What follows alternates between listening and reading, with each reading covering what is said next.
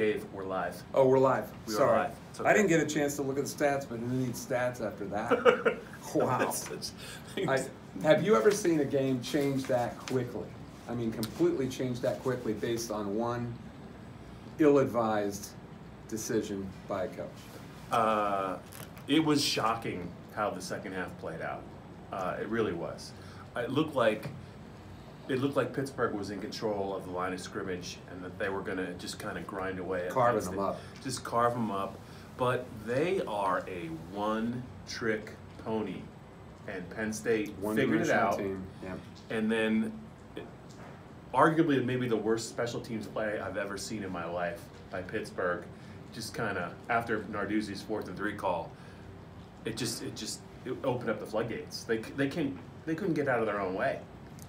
But you have to. I give you credit on these in-game things a lot. You got to give me credit on that. I mean, why was Narduzzi doing that in the first place? My God! I mean, what are you doing? It's like he gets his juices flowing because of stuff that happens in the game and doesn't make a rational decision. 4th and 3 at the 4, and he goes for it when a field goal gives him the lead. Why? You want my theory? Don't point at me, Bob. I'm going to give it to you.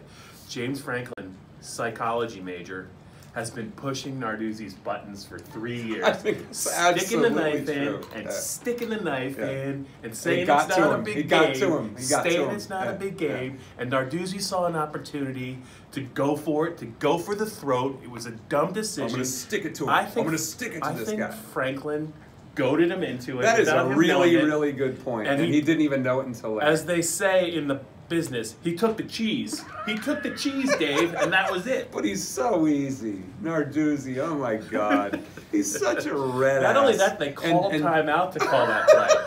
And then they ran like off. It was like a vanilla off tackle with a. It wasn't a jumbo formation, but it was 2 tight ends. Well, I'm fairly certain Penn State was expecting pass because backup corner Zach McPherson was in the game.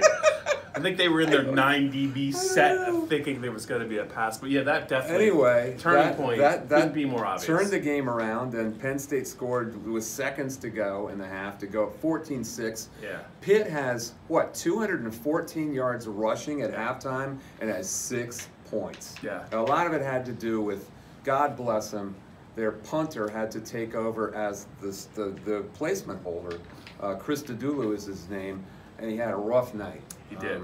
You could rationalize that he accounted for 14 Pitt points left on the field if you wanted to consider that Narduzzi went for it partly because of bad holds. I don't know if you can do that, but certainly gave Penn State 7 on that line drive punt to DeAndre Tompkins. Yeah.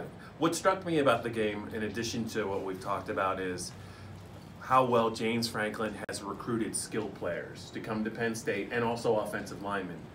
Because KJ Hamler is legit. Every time he gets the ball in his hands, something good happens. Miles Sanders looks really, really good in a different kind of way as a running back. Yeah. And it could have been far worse. They had plays called back because of receiver block in the back penalties. There was a pick call against Juwan Johnson, or Miles Sanders has a long touchdown. DeAndre Tompkins dropped a touchdown pass. It could have been one of the Sanders worse. Runs was like 72 yards, but was halved by a block in the back. Yeah, they picked that off easy. Sanders reminds me of, like, and I said this to you during the game, like an SEC running back, a grinder, a between the tackles type of back. And did you ever think he would become this kind of back? Because that looks like what he's becoming. The only thing I would say is it was hard to form an opinion of Miles because he never got more than 1 or 2 carries in the game. He didn't get a rhythm. And now he can relax because he knows he's going to get. They're going to keep going back to him, and he's flourishing. He really is. He's a different kind of runner. And he's independent of Barkley. He's a different kind of runner. He's not trying to be anything. Negative yards. Yeah, he's not trying to be anything but what he is. Yeah. In a way, he's better that way. You don't see a lot of backing up or trying to bounce stuff outside. He is between the tackles. Yeah. He's almost like the Chubb kid from Georgia. Yeah. That's what he looks like.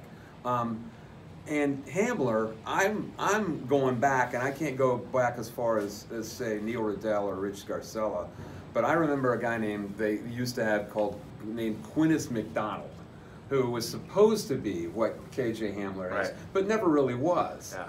Hamler is going to be that guy, that little BB tiny little pinball who just bounces around and is lightning fast, and you have to account for him all the time. He's almost faster side to side than he is straight ahead, and that's terrifying if you're a defensive player. You got to account for him all the time. If you're in the open field with that guy, you're going to lose. It's just unbelievable and that how good he is. preoccupies the defense. Yeah. Also, just Blake Gilligan, I thought, had a good night running the ball. Yeah. They pinned them consistently inside the 10. Penn State's defense got better. They did commit to playing a lot of players, and I think it paid off in the second half. I thought Kevin Givens returned. If you look at the stats, he had a couple tackles for loss. He was really tough to handle inside. The one thing that this was a rainy, bad weather day, and we still have not seen Penn State play a full 60 minutes at their highest level. I don't think they've gotten close to their A game yet, and I think they can be a lot better. We haven't really seen it yet. We saw them really good for about 35 minutes tonight. We saw them good for about 40 minutes in the first week. I think there's room to grow here. That felt like what I said was the funeral for the Penn State-Pitt rivalry in Pittsburgh. Can we at least talk about why and why were you disappointed at the end of the game? What do you have to do to get into a fist fight after the game at midfield? We said in hockey, 5 minutes left, what was going on? What would have happened in hockey? Gloves come off. They all throw it all down. They start circling around each other. Want to go? The guys are banging on the boards. Everyone's. And then we're waiting for the handshake thinking this is going to be combustible. Something's going to happen there, and then nothing. I was stunned. If James Franklin and Pat Narduzzi didn't come to blows after this game at midfield, it's not going to happen because it can't get much worse or much more. And you can't rub it in any more than they did, no matter what they say. You know those two guys would not like each other in any circumstance. Yeah.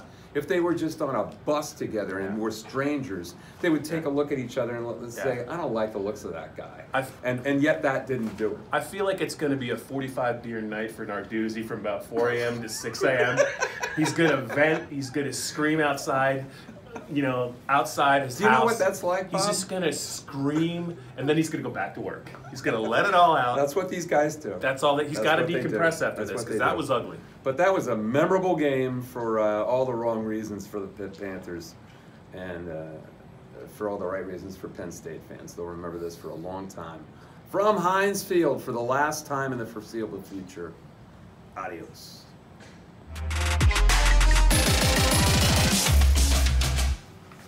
Is that about 5?